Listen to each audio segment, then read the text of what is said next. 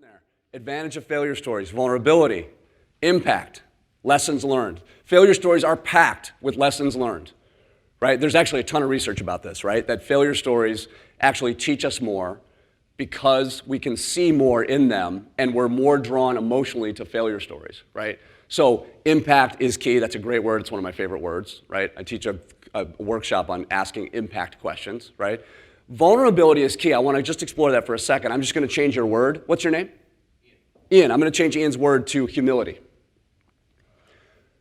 One of the things that we think about a lot with storytelling is this very interesting counterintuitive combination of boldness and humility.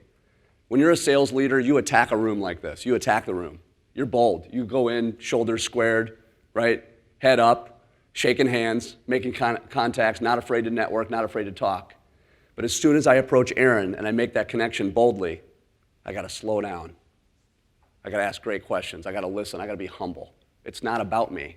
It's about him, right? It's boldness and humility. Failure stories carry a very distinct impact because it's bold. The act of telling a failure story is by definition bold. I'm telling you a failure of mine, right? And they're also humble because they sort of open me up. Look, hey, I made a bad decision, right? And we'll explore this a little bit in a minute. What's the downside of a failure story? These all have dark sides. The genetic code of these stories, there's good and there's bad. What's the downside of a failure story? Please.